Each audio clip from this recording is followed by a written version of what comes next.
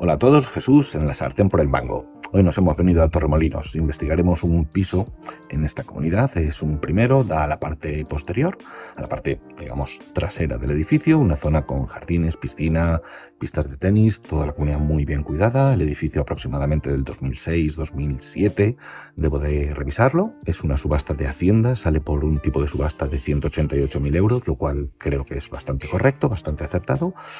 Pero al ser una subasta de Hacienda, uno tiene que tener muy pendiente que Hacienda no te entrega la posesión. Tendremos que luchar nosotros por ella, ¿de acuerdo? Así pues, nos tocaría un desahucio por precario o intentar gestionar con un posible inquilino.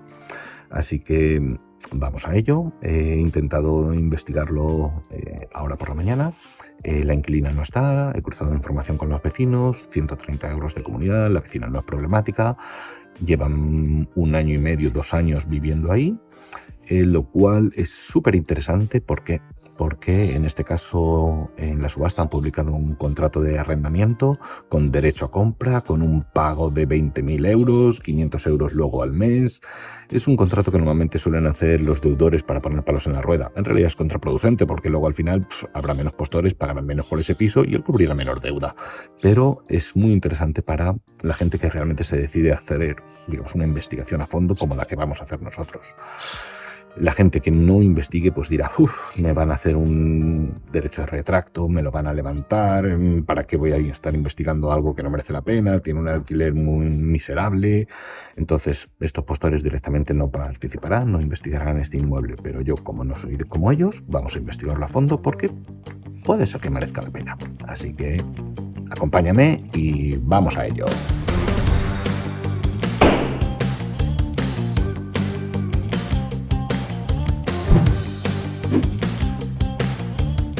Habiendo hecho ya la visita al inmueble, ahora nos sentamos en el escritorio y vamos a estudiar la subasta desde el portal del BOE. Fundamental, hay que conocer Hacienda. Si en algo se diferencia de los juzgados es en la eficiencia, ¿de acuerdo? Ellos ya, digamos, no les cuelan una. Ellos han resuelto ya la gran mayoría de problemas, así que muchas veces cuando pujamos en una subasta de Hacienda, digamos, es bastante más limpia, bastante más rápida. En mi opinión, aunque no te entregan la posesión, es la parte fea, ¿vale? No tienen potestad de un juez como para entregarte la posesión, ¿vale? Es algo que tienes que baremar realmente bien porque, como hemos dicho, nos toca a nosotros. Los juzgados, o sea, cuando es una ejecución, por ejemplo, hipotecaria, el deudor viene ya de una deuda de años y años de litigios y de jaleos en los juzgados. Durante ese tiempo no ha hecho ningún tipo de inversión en el inmueble, están ya súper cabreados, en fin, es largo, ¿de acuerdo? Y normalmente las deudas ya se disparan. Sin embargo, Hacienda es una piedra de molino, o sea, ellos son juez y verdugo. Te llega un embargo de Hacienda y pim pam pum pim. En menos de lo que canta un gallo te están subastando el inmueble y en menos de lo que vuelve a cantar el gallo otra vez tienes, iba a decir las llaves, bueno, por lo menos el decreto de adjudicación y el mandamiento de cancelación de cargas. Entonces es bastante más eficiente si conociendo, digamos, las peculiaridades de Hacienda sabes gestionarlas, ¿de acuerdo? En este caso la gestión en la que estamos hablando es precisamente entrega de posesión, así que vamos a ello. Como habíamos dicho antes, está la subasta, toda esta información está publicada en el BOE, así que descárgatela si quieres ver más detalles por tu cuenta o tranquilamente. Y aquí tienes el link de la subasta, toda esta información, como digo, vamos a mirarla. 188.000 euros de tipo de subasta. Esto concuerda con el valor de referencia catastral. En este caso es Torremolinos. En Torremolinos, como más o menos el ayuntamiento funciona bien, pues el valor de referencia catastral es un pelín por debajo del precio real actual de mercado. Eso no suele suceder en localidades un poquito más pobres, vamos a llamarlo así, en las que el valor de referencia catastral está también hinchado, ¿de acuerdo? En este caso, desde mi punto de vista, está un pelín, a lo mejor un 15% por debajo del precio de mercado. Es algo asequible. Vale, pues coincide el valor o sea, no han hecho una tasación, en realidad han copiado el valor de referencia catastral, copy-paste y lo ponen como tipo de subasta. Perfecto. Aparentemente no tiene deuda, sino pues la tasación y el valor de subasta no hubieran coincidido.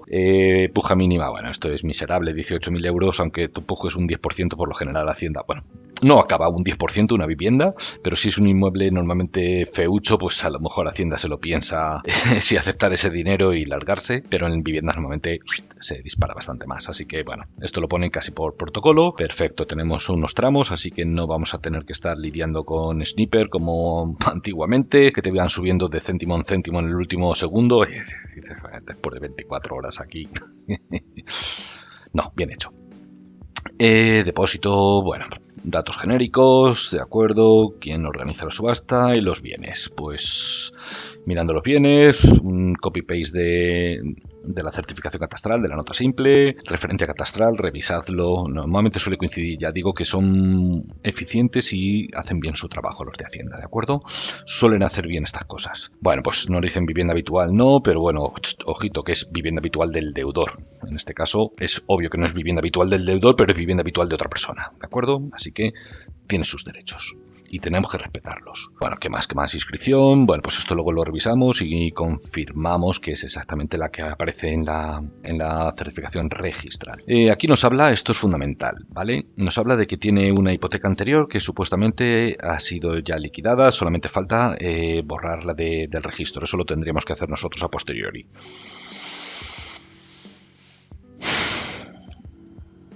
Vamos a ver. Este silencio está hecho a posta. Normalmente que tenga una hipoteca anterior, y si lo dice Hacienda, tiene bastante credibilidad. ¿De acuerdo? Os voy a comentar una situación que me pasó hace ya unos cuantos años en una cosa bastante similar. Fue en este caso seguridad social, ¿de acuerdo? Es más o menos igual de eficiente seguridad social que Hacienda, ¿de acuerdo? Es pim pam pum y listo. ¿Vale? Y hacen las cosas como deberían hacerse. Pero no siempre sucede eso, ¿de acuerdo? Entonces, mucha atención cuando tiene una hipoteca anterior, ¿de acuerdo? Una carga anterior, como es este el caso. Vale, sí, nos dicen que está certificado. Vamos a creérnoslo. Como digo, una situación que me tocó de cerca. Subasta era un adosado en la calle Clara Campo Amor, en la urbanización Parque Lagos, perteneciente a Galapagar. Sacan a subasta, pues eso, un adosado, tipo de subasta un poquito inflado, 300.000 euros, valor real de mercado 250. Tuve que comprobarlo con algunos otros vecinos que también lo tenían a la venta y valores reales. En fin, Seguridad Social certifica, ¿vale?, que tenía una hipoteca anterior, que tenía una deuda de, creo recordar, unos 93.000 euros. Vale, he hecho yo mis cuentas, hago mis cálculos, tenía una deuda de 80.000 más unos 4.000 de tasados para costas. Y echando yo mis cuentas, pues dices, voy a cubrirle la deuda, no llegas al 60, ni al 70, ni al 75%, pero debería darse con un canto a los dientes. Seguridad Social si cobra todo lo que se le debe, ¿de acuerdo? Vale, es una presencial, vamos para allá, se lo adjudica un fondo, abren los sobres, al final se lo adjudica, yo oferto esos 84.000, creo recordar, sabiendo que después me va a tocar pagar esos 93 o algo así, o 96. Se lo adjudica un fondo por 120, de acuerdo, un fondo de hecho tenía la sede en Gibraltar. Vale, bueno, ahí queda la cosa. Me devuelven mi talón y con mi música a otra parte. Un año más tarde, miro, oh, anda, mira, si sale justamente en la misma urbanización de Parque Lagos, sale un inmueble en la misma calle. Pues esto ya lo he estudiado yo, vamos a mirar a ver. Vamos a mirarlo a ver.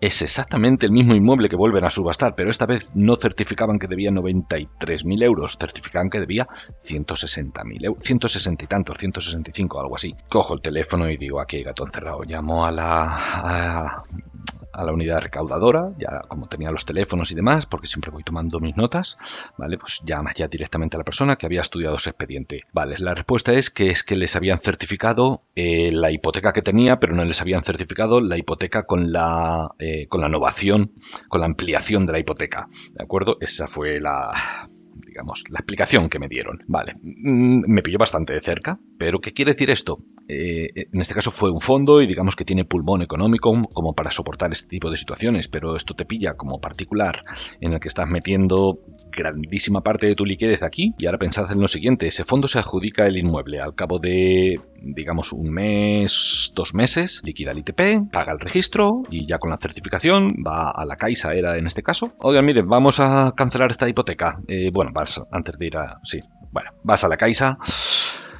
Como que tienes allí 96, digamos, más los intereses, 100.000 euros preparados, y te dice la Caixa: no, señores, aquí se deben 163.000 euros. Vale, te quedas a cuadros.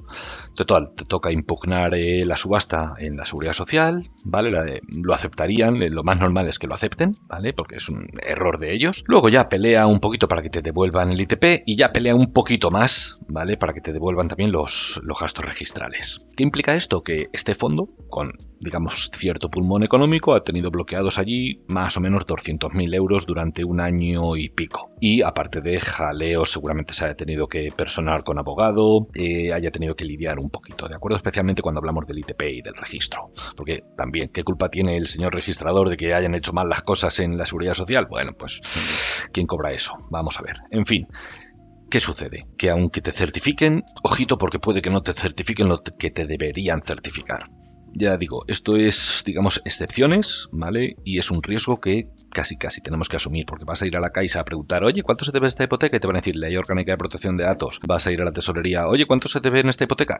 También he de decir, en la Tesorería General, y normalmente cuando das con la persona indicada, lo cual te cuesta unos cuantos días de teléfono, pero cuando encuentras a la persona indicada, digamos, te lo explican absolutamente todo, ya no hacen las cosas bien, no te dan malas respuestas, da gusto trabajar con ellos, sinceramente. Pero en fin, esto fue una situación puntual. Es un riesgo que hay que asumir, así que si estás dispuesto a asumir, bienvenido eres. Si no, si tienes aversión al riesgo, vete a Idealista. Y este inmueble que te estoy mostrando aquí, pues mira, por aquí lo tienes a la venta. Y ya de paso entramos en materia. Bueno, aquí ya digo, nos descargamos estos dos documentos y le echamos un vistazo. Aquí nos regalan con unas fotos, son certeras las fotos. Luego cuando voy a comprobarlo es exactamente ese el inmueble. A ver si te van a mandar las fotos del inmueble de al lado. Pero bueno, como digo, Hacienda es eficiente. Así que para los que tienen aversión al riesgo, pues mira, aquí podemos buscar algún inmueble que es en la misma manzana, exactamente en la misma urbanización. Están bastante inflados. Estos son precios realmente que no son de mercado, sino es que no estarían en Idealista, evidentemente, pero son bastante inflados. Bastante me refiero a 100.000 euros inflado, ¿de acuerdo? Seguramente los hayan puesto, seguro los llamo por teléfono. No, es que sí cuela. Es decir, en realidad no quieren vender el inmueble, quieren sencillamente encontrar a un pagafantas. Así que si tienes aversión al riesgo y te consideras pagafantas, pues ven aquí y pagas 355.000 euros por exactamente el mismo inmueble que vamos a ver aquí. La comunidad está excepcionalmente bien, ¿vale? 130 euros de comunidad, gimnasio, sauna, pistas de tenis, piscina, limpio, jardines bien cuidados, edificio bien cuidado, top. Bueno, fotos del interior de un ejemplo similar, ¿de acuerdo? El inmueble este al que fui a visitar también, que sale a subasta, también estaba bastante bien, porque en realidad era una inquilina que estaba allí viviendo, una muchacha brasileña súper maja, ¿vale? Y estaba cuidando bien el piso, ¿de acuerdo? No suele ser el caso. Entonces eso, digamos, nos hace una idea cuando luego al final tengamos que echar números, saber echar los números y saber si nos va a tocar una reforma integral, una semi-reforma, un desahucio o no desahucio, un esperar, es decir, tienes que ver un poquito como en un tablero de ajedrez qué ficha va no solamente en el siguiente movimiento, tú tienes que ser como el Deep Blue y pensar en los 14 siguientes movimientos, ¿de acuerdo? Para el que no sepa Deep Blue, que mire por favor quién ganó a Kasparov. Un inmueble en bastante buen estado.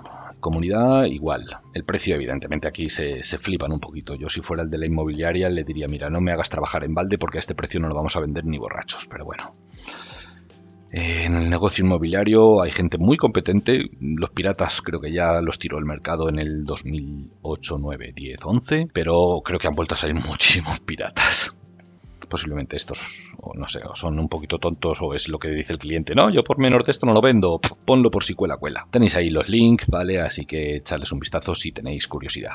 Vale, continuando un poquito con el tema de valoración, ¿de acuerdo? Hay aquí alguna cosita que normalmente, pues, bueno, no me gusta mucho. Este inmueble lo habían anunciado también los compañeros de Subasta Fácil, lo cual les da mucha más publicidad y ya sabes de antemano que va a haber gente que lo ha visto, ¿vale? Así que no es que haya pasado bajo el radar, todo lo contrario, está en el foco, así que es una zona más o menos demandada, Torremolinos, y pues sabes que va a haber competencia, ¿de acuerdo?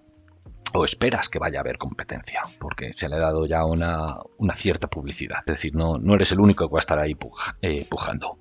Vale, pues buscando un poquito más de información, vale, llegamos a que en el 2019 una notarial, vale, una subasta notarial, vendía precisamente un inmueble, creo que es dentro de la misma urbanización eran 4 manzanas, pues la manzana de al lado, ¿de acuerdo? Pues esto era, pues nos regalaron por aquí seguramente en el 2019 una certificación. Bueno, la podéis echar un vistazo para saber el otro inmueble que vendían, ¿de acuerdo? Tasación allá por el 2019, 207.000 euros.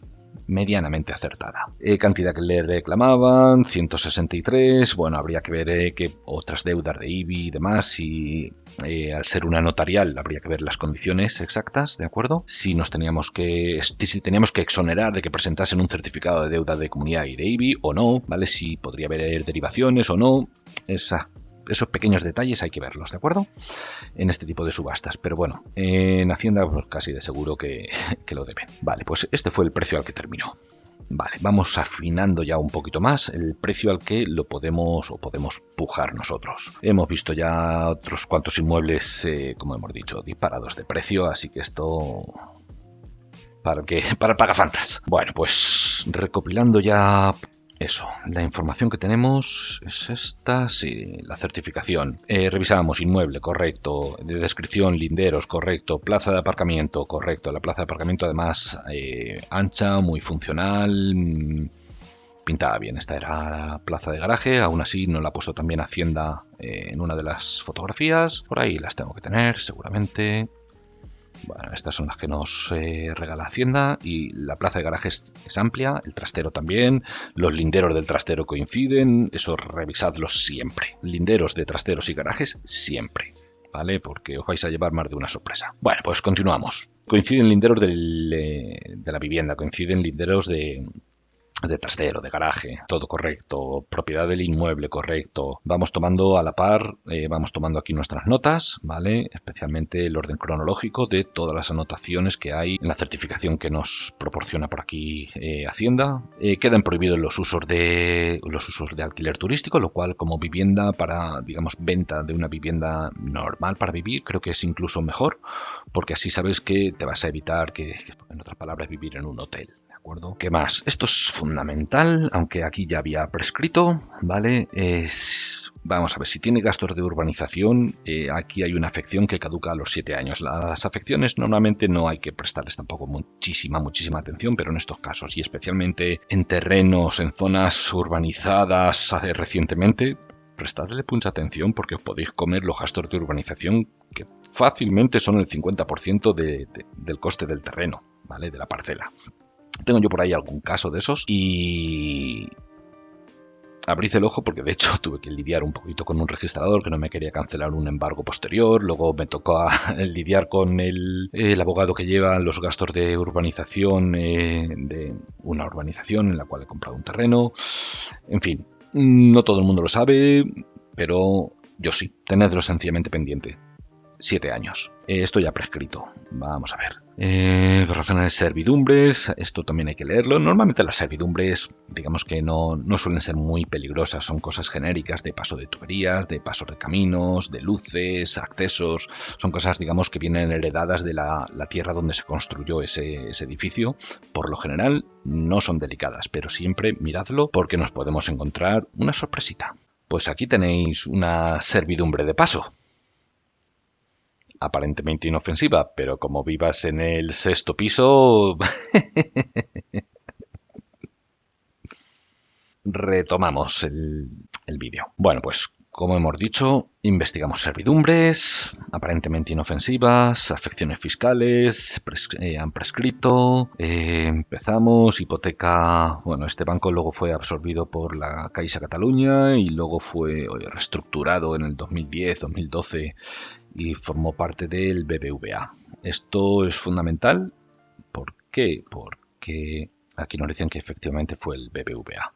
Lo digo por temas de posibles tractos registrales y demás, aquí no hay ningún problema, pero siempre es fundamental saber que el banco que tiene la hipoteca es el banco que está ejecutando. Bueno, cuando está ejecutando, en este caso es Hacienda, y supuestamente, asumiendo que esa certificación, como hemos dicho antes, es correcta, vamos a asumir que esa hipoteca está pagada. Anotamos el número de inscripción y aquí empieza la anotación preventiva de embargo, que luego la convierte en definitiva, letra A, letra B. La convierte en definitiva la letra B, pues hay que mirar que la fecha de la letra B no tenga más de 4 años, ¿vale? O esté prorrogada hace no más de 4 años. Ojito que también aquí con el tema de pandemia creo que se prorrogaron automáticamente las inscripciones de embargo por, creo recordar, 88 días naturales. Contad con ello porque como estáis ahí al límite, algún susto os podéis llevar. En este caso no es peligrosa, estamos a finales del 24, esto fue en el junio del 21, así que tenemos por el momento tiempo si Hacienda no se duerme en los laureles. Si vemos que se duermen los laureles, hay que apretarles y decirles, oye, prorrogad este embargo o dadme hoy mismo el decreto de adjudicación. Es pedir la certificación de cargas con la misma fecha, esto es lo más común, y luego ya prácticamente suele ser casi un copy-paste, ¿de acuerdo? Ley Orgánica de Protección de Datos. Aquí Hacienda ya nos ha censurado, digamos, los datos más particulares, como el nombre de la empresa, en este caso es una empresa, así que con la Ley de Arrendamientos Urbanos tenemos que ser muy conscientes de que si el arrendador es una sociedad jurídica, bueno, una persona jurídica, el inquilino tiene derecho a 7 años de alquiler. ¿De acuerdo? A mantener ese alquiler durante 7 años desde la fecha que firmó ese alquiler. Por el momento todo correcto. Y ahora vamos al circo, vamos a llamarlo así. ¿Cuál es el circo? Bien. Como hemos dicho antes, esta empresa presenta aquí un certificado que prácticamente lo podría haber llevado en un rollo de papel higiénico, le hubiera valido para lo mismo. Vamos a ver por qué esta analogía. Este contrato, supuesto contrato de arrendamiento con opción a compra, te lo deja muy clarito en el título, de eso no se le pasa al sinvergüenza. En realidad, este tipo de cosas suelen ser sinvergüenzas, pichuleros, trapicheantes, ¿vale? Y hay que meterles caña, pero de lleno. O sea, si se os ponen tontos, tiradle al 257 del Código Penal porque ese tío podría ir a la cárcel, ¿de acuerdo? Esto es un fraude total, un alquiler fraudulento, y el Código Civil, creo recordar en el 1291 del Código Civil, así lo estipula. Bueno, ¿por qué decimos esto es fraudulento? Hay pequeños indicios, de acuerdo, que nos hacen olernos que es un contrato totalmente falso. Luego hay otras cosas que ya son fácticas, son hechos, ¿de acuerdo? Fecha de alquiler, vale, pues en caso de que, bueno, esta sea la supuesta fecha de alquiler, habría que ver si la inquilina ha pagado por, digamos, transferencia bancaria desde este día, ha pagado la fianza, si estuviera inscrito, a nombre de quién están los servicios, es decir, el agua, la luz, etcétera, etcétera, los empadronamientos, todas estas cositas, vamos, tumban este tipo de alquileres, ¿de acuerdo? Luego hay otros pequeños indicios como el tema del precio, el tema de si ha puesto cláusula de IPC, el tema de tiempos. Estos, digamos, son pequeños indicios, pero si os presentan uno de estos, lo normal es que Hacienda, lo cual me llama un poquito la atención, lo normal es que Hacienda hubiera visto esto, lo hubiera tirado por tierra, porque si este contrato es real, ¿de acuerdo? Esta persona, la inquilina, tendría un derecho podría presentar una tercería de dominio y decir que en realidad es ella la propietaria, que ya no es la empresa aquella que están embargando, ¿de acuerdo? Esto normalmente es el inquilino quien lo tiene que hacer. Seguramente la inquilina en este caso es una brasileña, a lo mejor pues no controla la ley, no ha contratado a un profesional para que se lo mire y evidentemente para eso estamos nosotros. Y bueno, pues en caso de que haya que meterle caña aquí al deudor porque intente levantarnos la inversión o intente meter más palos en la rueda, avisadle. Esto tiene consecuencias penales, ¿vale? Creo que son de 1 a 4 años de prisión, así que se la está jugando, ¿vale? Como digo, bueno, miramos el contrato, lo podéis leer tranquilamente si os lo descargáis del BOE, arrendamiento, derecho a compra, que si tiene anexos, 500 euros al mes, bueno, un alquiler bastante bajito. Lo normal serían 800, 900 euros, que es lo que realmente está pagando la inquilina, pero lo está pagando así. ¿De acuerdo? Así que eso ya lo sacas un poquito hablando con ella y viendo el pampaneo. Fianza de 500 euros, ¿vale? Si es por la LAU actual, pues sería lo normal. Si es por la LAU que había vigente en el 2020, pues seguramente podrían aceptar el doble de la renta mensual. Es un pequeño indicio, es mísero el alquiler, mísera la fianza. Habría que ver si realmente se ha depositado. Seguro estoy que no. 12 años de alquiler. Como hemos dicho antes, si no la adjudicamos son 7 años al ser una persona jurídica. Continuamos leyendo, bla, bla, bla, bla, bla, bla, más de indicios. Aquí nos dice que tiene el derecho de compra hasta 5 años antes de la finalización del plazo estipulado, es decir, le da el derecho de compra durante 7 años. Bueno, es curioso. Y luego ya lo que me parte es 20.000 euros en metálico. Vamos a ver, ¿este señor sabe que es ilegal como persona jurídica pagar, creo que ahora está el límite en 1.000 euros en metálico? ¿Se entera realmente de las consecuencias que puede llegar a tener pretendiendo entregar este tipo de contratos? La gran mayoría de veces son, como he dicho, sinvergüenzas que no saben hacer una O con un canuto, ni siquiera saben falsificar un contrato, ¿de acuerdo?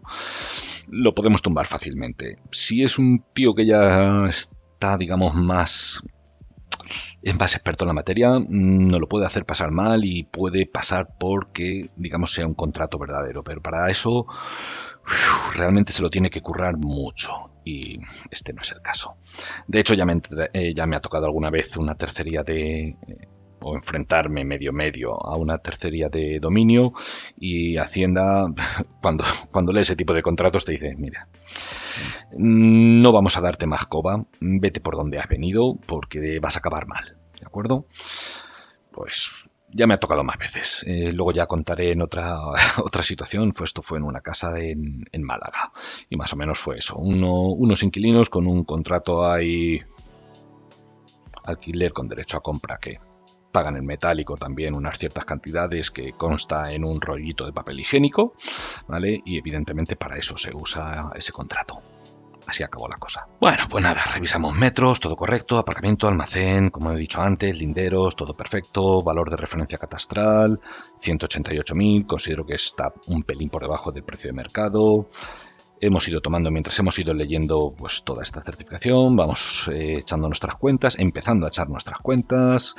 Vemos el valor un poquito inflado de Idealista, no extremadamente inflado, pero un 20% inflado sí que está. Yo considero que su valor de mercado ronda los 2,30, en el mejor de los casos 2,50. Bueno, los flipaos que lo ponen en Idealista a 400.000 euros, oye, pues si cuela. En fin, vamos tomando notas. Creo que más o menos ya hemos hablado de todo esto. Así que continuamos, visito el inmueble, cruzo todos y cada uno de los datos que me dan, aunque aparentemente sean inofensivos, siempre te pueden dar una buena idea. En este caso, la inquilina, bueno, pues súper maja, o sea, excepcionalmente abierta en el sentido de poder hablar, poder dialogar, me explicó toda la situación, digamos que peleas se estaba llevando con el propietario, que si el tema de pagos en negro, pagos en metálico, chantajes, presiones. Al final la muchacha me dijo hasta que tuvo que poner una alarma, lo cual parece un dato insignificante, pero si revisamos la foto en la que nos deleita de la foto de la puerta que nos presenta Hacienda y la foto que hacemos luego nosotros, vemos aquí una pequeña diferencia, que es la pegatina de la alarma. Luego ya cuando entré vi que tenía alarma. Es decir, la información que me da la inquilina es bastante certera y fiable.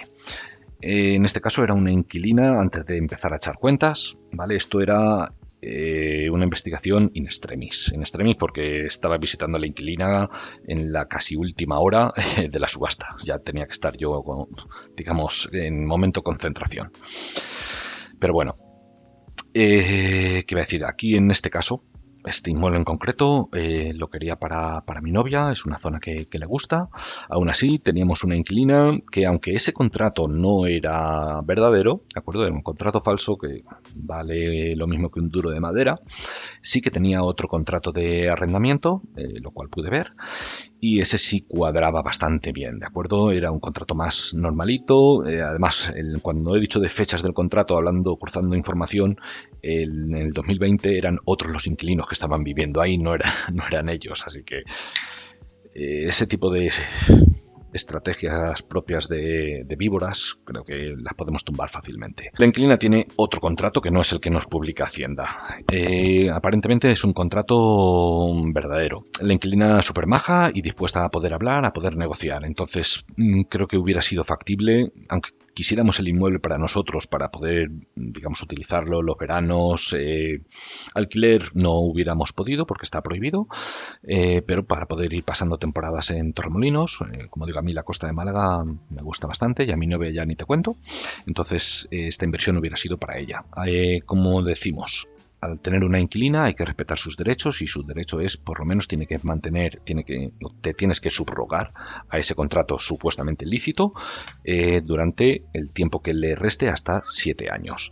Si llegas a un acuerdo, perfecto. Que no llegas, pues le das el tiempo, hablas con ella, juntos buscáis otra cosa, una alternativa, siempre, digamos que entre gente de bien, hablando, se solucionan los problemas. Cuando la gente ya se pone una barrera, ya prácticamente pues vas al cuello, ¿de acuerdo? Y ahí no hay trato que valga, ahí vas al cuello. Lo mismo le sucederá a la otra parte, irá al cuello contigo. Pero bueno, vamos a intentar hablar. En la gran mayoría de situaciones solucionamos todo esto y no hace falta llegar a los juzgados, porque si no, aunque ganes, pierdas en un juzgado, en un juicio, en realidad uno pierde y el otro pierde más, por lo menos el tiempo.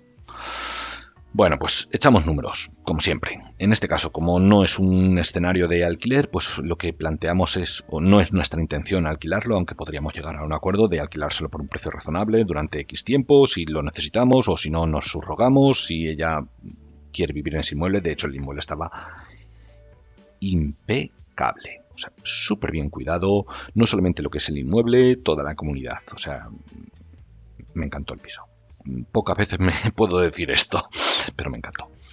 En fin, no me puedo dejar, por mucho que me encante y el piso sea para mi novia, y coordinándome un poquito con ella, digamos, porque ella no estaba in situ, a ella también le gustó, ¿vale? Pero no me puedo dejar llevar por los sentimientos. Al fin de cuentas son números. Puedes apretarle un poquito más al número si realmente tienes un factor sentimiento, pero tampoco te debes cegar. Ten muy presente que hace 2 años se vendió otro exactamente igual por 166.000 euros.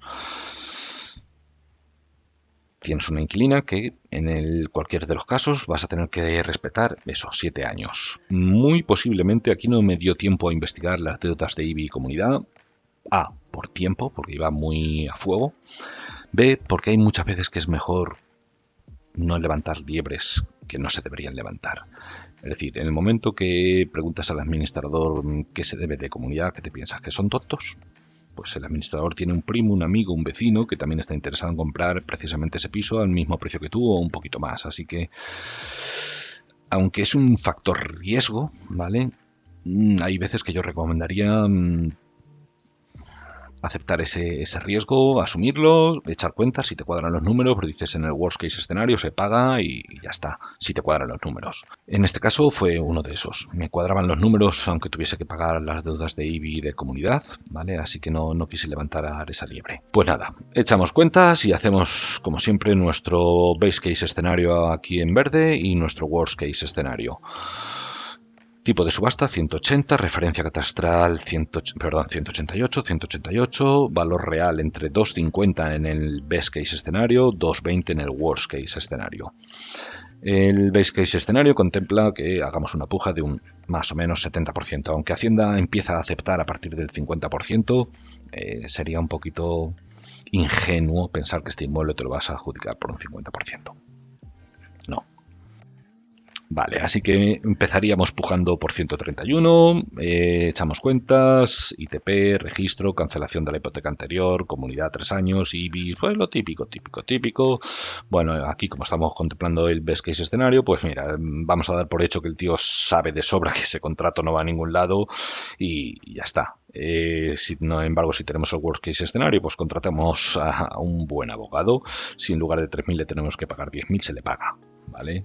Porque es fundamental ir, digamos, con armas a la guerra, en caso de que tengas que ir, ¿vale? Bueno, contemplamos el best case escenario, gastos jurídicos, IBIs. Esto en realidad, si al final pues se lo alquilamos a la muchacha, son gastos que cubriría ya directamente el alquiler. Aún así, los pongo porque siempre los tienes que tener en mente, o un impago, o que no pase un filtro para el seguro.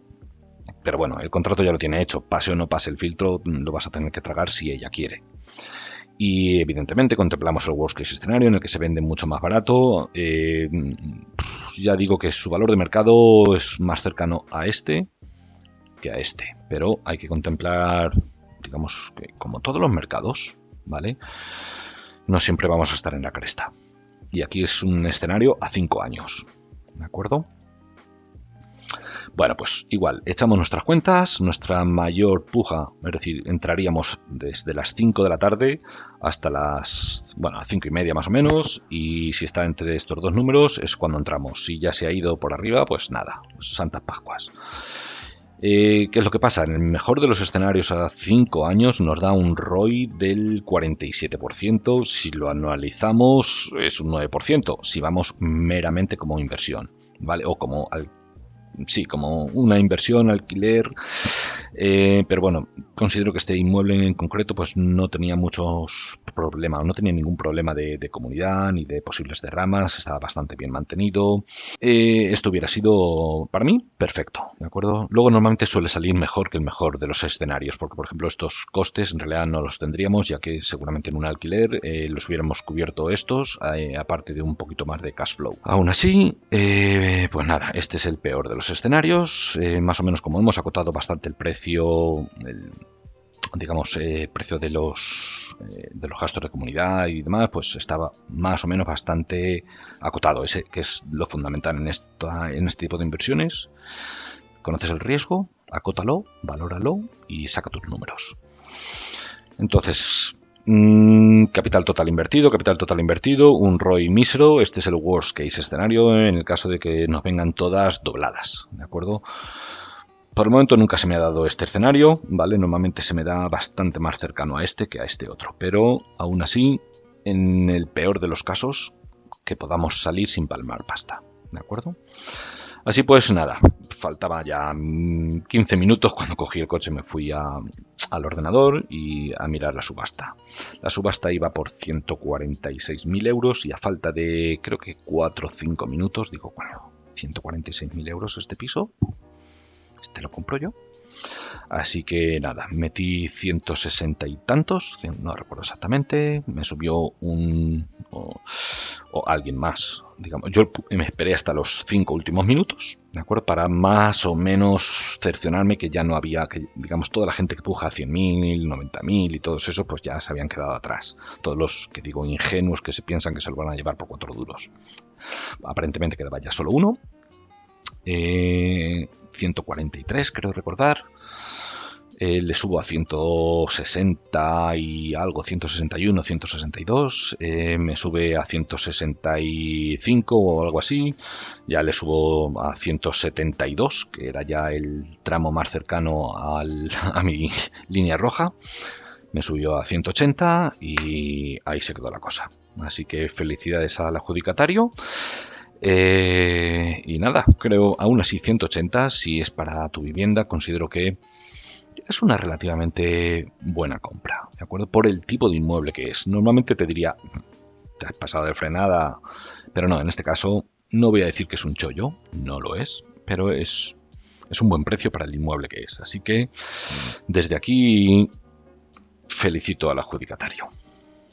Y si os ha gustado el contenido, ya sabéis, voy a seguir subiendo vídeos de este estilo, vamos a ir estudiando, digamos, una subasta de vez en cuando para ir viendo todas las peculiaridades. En otra ocasión ya hablaré de las tercerías de dominio y hablaremos, pues, no sé, de retractos. Según vayan saliendo las cosas, pues, según se nos presenten los ejemplos, pues los vamos a ir estudiando y desgranando poco a poco juntos. Así que espero verte por aquí y hasta la próxima. Bueno, esperad. Normalmente digo que no me suelo pasar de frenada, ¿de acuerdo? Así que, bueno, vamos a poner un pequeño contraejemplo. Yo aquí había puesto mi línea roja en 171.500 y me había pasado de frenada, pero no os lo había mostrado. Así que así es como realmente acabó la subasta. Yo ofrecí 172.000 euros en, bueno, pues ya prácticamente última hora, y 10 minutos más tarde, pues el afortunado o desafortunado adjudicatario ofreció 180.000, así que venga, vamos a considerar que felicidades al desconocido adjudicatario y ahora sí, nos vamos a por otra.